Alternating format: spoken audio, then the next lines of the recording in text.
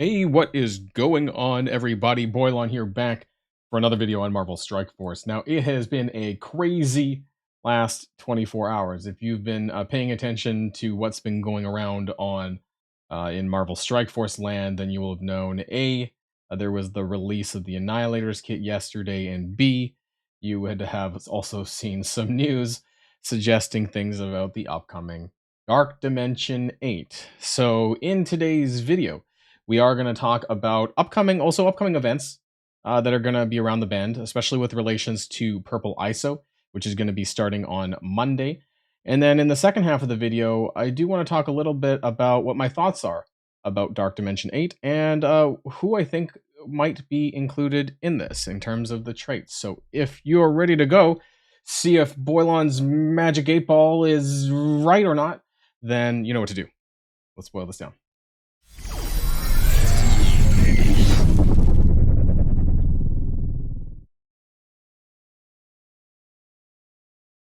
Now, very quickly, I do want to kind of cover some of the other things that came. There was like a bunch of blog posts that came out yesterday. Some that I knew about, some I didn't know about. But this was a bit surprising to me, which was the Hank Pym and Captain Britain updates. You may have seen a buff to Captain Britain again, like they needed it, because they literally just had one. When was this? Like 5 days ago, there was already a post about Illuminati updates, and now there's another one apparently. So they outlined that the upcoming updates to Illuminati team and our focus with those changes was the team's performance in Cosmic Crucible. However, while reviewing the team as a whole in other game modes, specifically Alliance War, we found that the absence of Hank Pym's speed up basically made them too slow. So now Hank Pym's speed up on spawn occurs in all game modes. Okay. To offer additional support in non-Crucible game modes, we're also adding a mechanic to Captain Britain, of course, right? They got to make the paywalled, super epic 300 and whatever dollars character good. So his passive ability, where his speed and the speed of the team can not only be reduced by slow, that's also going to work in all other game modes. So, if you have Captain Britain, congratulations, and if you don't, well, enjoy some additional pain in Alliance War. I mean, I highly doubt seeing them in Arena now that we've also seen the reveal of Annihilators, who are going to be the next Arena team anyways. The above changes will go live, outlined last week, should go live tomorrow, which would be today by the time you're watching the video. So it could be even now. I don't know. I don't have the team really upgraded, but someone told me that it could even be in now. But either way, if that's what's happening, so congratulations. Also, I do want to kind of point out this blog here. I think I did it yesterday, but I want to talk about the bottom part about this, is that we'll have more exciting details on T3 ISO 8 in an upcoming blog. Now, there's going to be one later on today, which is going to connect the ISO 8 and Dark Dimension 8 details, from what I understand, because that's going to be something that's going to be really important to that one. But make sure you check out the weekly blog this coming Friday for more details on next week's T3 ISO 8 release event. So Monday's event, which I have the photo here, Summer Nights. You can see here on Radioactive Prep, that is going to be the event for Purple ISO 8. Okay, so that's basically what they're saying, is that Monday, which is July the 29th, is going to be the start and release of T3s or purples. We're just going to call it Purple ISO, right? That's what it is. And so what is this event going to include? We know that this event is also going to include a leaderboard. Why do we know this? Because leaderboards are every 2 weeks. There is not one this week with Adamantium is forever. And a lot of people have asked me why I'm still continuing to hoard my campaign energy. And that's because I have a 90% suspicion, let's put it this way, that campaign energy is going to be required for that next event. So I've been continuing to hoard. Actually, I haven't spent my energy in quite some time. I'm hoping that, I guess today's Thursday, I'm hoping by the time Monday rolls around, I have over 10,000 energy to put towards this. So not only is it going to be a leaderboard, but it's also going to be an event that rewards Purple ISO 8. Now, this could be connected, right? Because in the past, when Blue ISO was around, Blue ISO 4 and Blue ISO 5, that kind of thing, they were through the 1 to 3% leaderboards. So there could be red minis on this as well as Purple ISO. I'm not sure. I don't know what the actual, like, how much of it we're getting. I don't know any of that. All I know is that this event is going to have Purple ISOs. I know that it's going to require you to have campaign energy to spend. And I also know that there's going to be a leaderboard attached to that But in terms of how much of, each, I don't know, right? Like, because the current leaderboards, they have different payouts from 1 to 3% and the rank of top 1,000 and higher. I have no idea what that breakdown is going to look like or going to be. So take this with a little bit of grain of salt. But we have this upcoming, and I want to do the best that I possibly can for this event. So if you want to get a little bit ahead on that event, then I would suggest hoarding your campaign energy because honestly, you might be asking, what am I doing for this current event? Not a lot. I don't even know if I'll get the meta event item, and I don't even know if I care because the adamantium is forever. I think I'm going to get this milestone 12, but I don't think I'm going to get milestone 13 or 14. Bit of a shame because I actually wouldn't have minded that frame, but it doesn't really bother me that much. In terms of the summer nights, overall, like I'm still going to get to the end. They always give us surplus for this. I do want this frame actually. But they always give us enough surplus to get there. So I don't think that's going to be a problem. As far as the ranking rewards, like I highly doubt I'm going to get 1 to 2% anyways. So I'm going to be landing somewhere in this. And so the event item for me really doesn't make that big of a difference. If I end up having to take 3 to 10% like I normally would, it's not really a big deal because I don't spend for additional points for these month long. So that's why I'm not really doing too much on this Adamantium is Forever event and why I'm holding out for radioactive prep because I want to get as far ahead as possible as I can in purple ISO. And I think that's going to be the best way to do that. Now, speaking of events, you can kind of see the other events that are on the list as well. Quantum Disco, which is going to be Hank Pym's event, which by the way comes in right after the closure of the Captain Britain event. But that was kind of foreseen already. Like we talked about how it was very unlikely that Hank Pym's free-to-play event was going to come back around before, or was going to come at all before the closure of the Captain Britain event. They made it fairly clear that this wasn't going to happen, so I'm not really that surprised. But what this has kind of shown us is that they're kind of pushing back free-to-play events on releases between the offer release and the actual free-to-play character release. They're giving more time. So I guess what that means is that if you spend on characters, you're getting more value for your money, I suppose, because when the free-to-play get access to that character typically is going to be a much different rate, maybe 3 weeks kind of lag between. Now, we do also know that Ares is going to be coming on Monday. So Monday, July the 29th. Right, so somewhere in here, when this goes live, we're also going to be getting the Battle Pass RTA Pass of Ares. Now, Ares is going to have, just a recap, Ares is going to have 6 RTA Battle Passes. He is going to be unlocked free to play by the 3rd Battle Pass. I think it's like the beginning of the 3rd pass. So that means to me, probably free to play, you're looking at 40, 45 shards, I would imagine, for that to make sense. And by the 1st paid pass, you will unlock him at 3-star. Now, to get him at 7-star, you're going to need to do all 6 of those paid RTA passes. And my guess is by the end of 6 free passes or the free to play track, you probably won't get 5-star. It'll probably just be shy of 5-star. That's what I would imagine. If it's something like 45 shards and then 45 times 6 is short of 310 that you need for the 5-star. So that's kind of what I'm expecting there. So actually, I'm going to be squeezing this into the video somewhere because I forgot to talk about it. But week number 4 of August is going to be Diamond Claws. And you might be able to see here, well, it looks like there's diamonds for Old Man Logan. And why is that the case? Well, if you watched my other video, then you would have known that it seems that Old Man Logan's trial is around the corner. Probably, though, it's not going to be in this week here. It seems to suggest that it's going to be running somewhere in here, which would make sense. It could even be alongside Diamond Claws, but what that means is that Old Man Logan's trials will be coming back, and this will be an opportunity for other people, whales and krakens, right, in the top 1,000 or whatever, to get diamonds for Logan. This also makes sense because it's 2 weeks on from radioactive prep. If we're expecting a leaderboard here, then there's probably going to be a leaderboard here. So just some thoughts there, and let's move on. Now, let's talk about Dark Dimension 8. Okay, so there's not a lot of information known, but it seems to suggest that Dark Dimension 8 is not going to be Professor Xavier.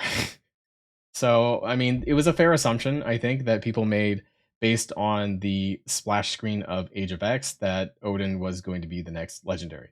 And that's a perfectly sane, conclusion to jump to because that's how things, well, I would say that's how things been because there's only been one example of Old Man Logan, but I guess we assumed that every single character was going to be a legendary in that panel. So the question, I guess, remains, what will Dark Dimension 8 look like? And this is where I'm going to shake my magic 8-ball a little bit, and I'm going to make a few suggestions, and I'm going to see whether or not this comes true or not. And you guys can, take it for what you want. And obviously, I'm not suggesting that you go and upgrade things that I'm going to be suggesting here in the second half of the video, but it's more of a test to see whether or not I can throw some darts on the dartboard and see how many of them land correctly. So, a lot of people, the reason why I have this screenshot up, some people have been asking me whether or not G20 is going to be, possible for this. Now, I started seeing this. It's also posted in my Discord server that enemies have G20 rings. I don't know how long this has been actually, but I don't think that we're going to be seeing an upgrade to G20. At the bare minimum, it would have to be like sometime after the next raid, right? Which we also talked about here on the channel not too long ago. And so I don't know if there would be a level cap associated with that. I don't know if they intend to keep pushing past level 100. Maybe they will.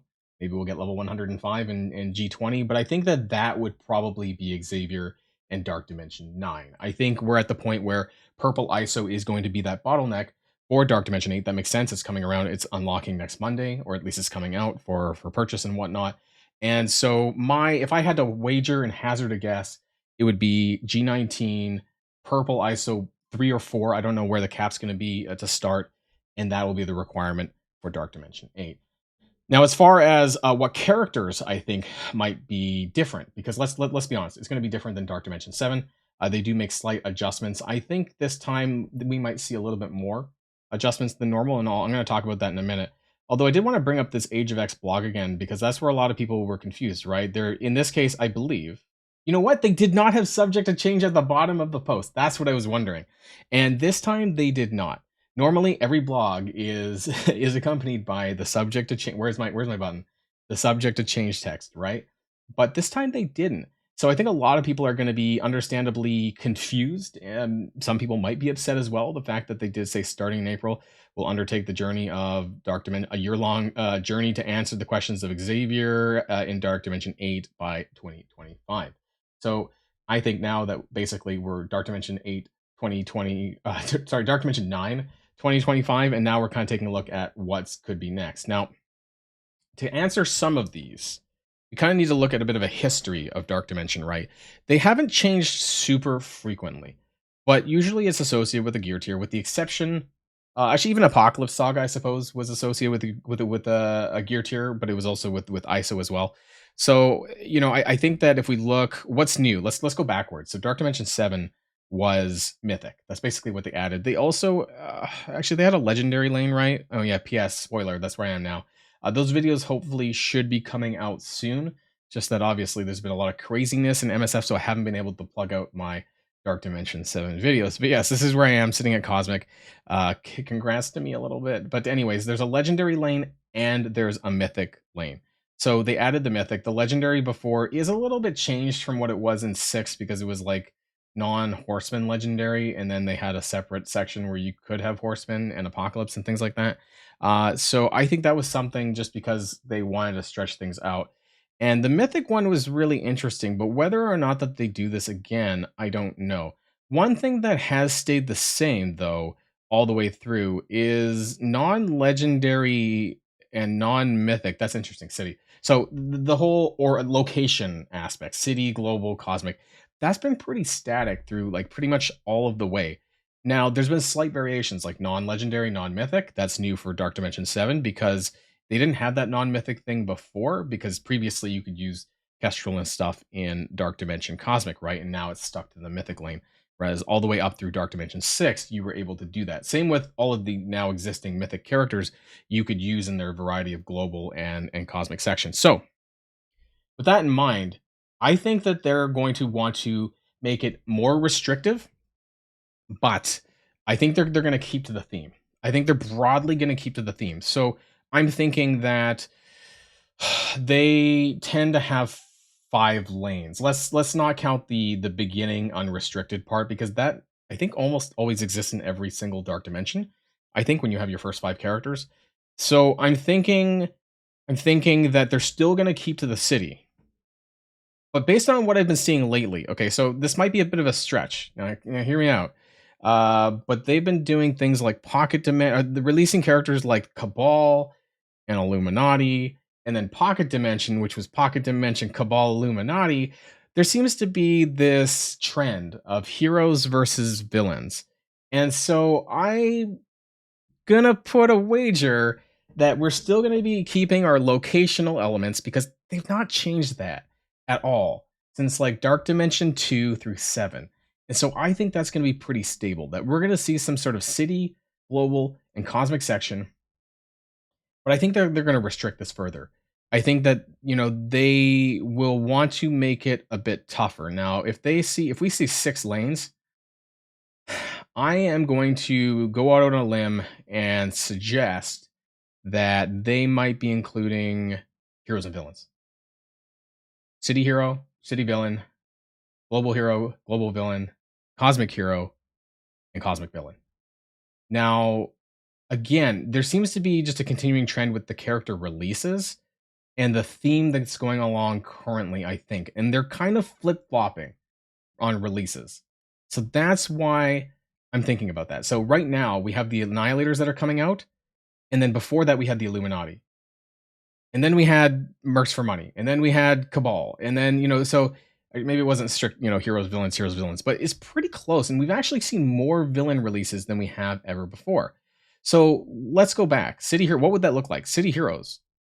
Pretty obvious, actually. Spire Society. That's a no-brainer right there, actually. And a lot of us are using them in Dark Dimension 7. So that could be a potential crossover, which is a good thing, right?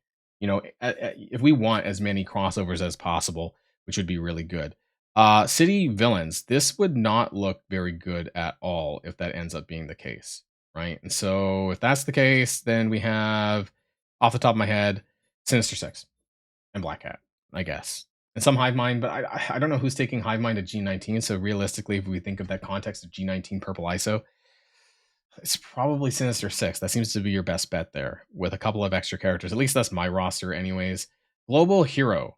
This could be quite interesting. So let's think about that. Actually, that's not, I don't know if it's interesting. It's probably pretty easy at this point. We have, interestingly, Illuminati, right? So Illuminati would be covered upon Global Hero with the exception of Black Bolt, who's in Cosmic. We have Extreme X-Men. We have Black Knight as well. And I guess Alpha Flight, but I don't know if we're really counting them. There's actually, Global's always full of characters, right? There's always tons of characters. So this one wouldn't be that difficult to do. But Global Villain, now that is going to include, just off the top of my head anyways, that's going to include Cabal at the bare minimum. It's also going to include our newest release of Ares, who comes out on Monday. So that could be really interesting if that's the case. Would also include characters like Apocalypse, actually, too, because he's global. And as far as my other roster, it actually doesn't look very good. So this, what I would think is that they're going to include sections that are going to be a bit of a pain in the ass. Just like Cosmic, even base Cosmic's a pain in the ass right now because there's not a lot of new characters until the Annihilators come out. So Global Villain basically looks like Cabal, and it looks like Ares, and it looks like Apocalypse. There's maybe a few others that you might be able to squeeze in here with Morgan Le Fay, Doctor Doom. I don't know, did I miss anyone that I didn't level up? I mean, Dawkins is actually in there as well, so maybe like a standalone character, I suppose, there. So let's take a look at Cosmic, what that could look like. Cosmic Hero. Okay. I mean, it looks like a lot of my Dark Dimension 7 picks, to be honest. With the exception of Black Bolt's in there. Silver Surfer is going to be in there. Vol, Kestrel, Void Knight, Deathpool, so Eternals again, if you still want to take them, for those who took them up to Dark Dimension 7 anyway. So maybe that's not too bad, but there's not a lot of newer characters. Let's take a look one last time at Cosmic Villain and who could be in this list. And, I don't know. I think that they're still going to maintain these locational elements. And so this is just something that's popped out at me that I think very could be terrible English anyways, would be a lot of the mythic characters. So I don't know if they'll restrict mythic characters or not. Who knows, right? Because it seems pretty powerful. Hey, Ultimus is on the list. Cosmic Villain, that could be fun. Ultimus, Super Skrull, Kang. And then it looks pretty terrible, actually. So, Mephisto, I guess, because if you're doing Dark Dimension 7, you'll have Dark Dimension 7 already. So you'll have Mephisto. So, maybe there's Cosmic Villains coming, right? With Gladiator and with Gore the God Butcher. Actually, in Thanos too. Thanos Endgame. So maybe if they're wanting you to upgrade these newer characters, that could be the thing too. So that would be 6 lanes actually. And if we remove Mythic and we just do that instead, and we don't have a legendary lane necessarily as such, I could see that happening. Let me know what your thoughts are in the comments down below. As always, we'll see if the magic 8-ball of Boilon or darts of Boilon land on any of them, because apparently there might be something official later on today. I'm just seeing whether or not that any of these come true or not, because I'm curious what things are going to look like. But anyways, that's just me. Let me know what you think in the comments down below. And as always, have a great day. And until next time, stay safe and healthy. I'll see you all later. Boilon signing out.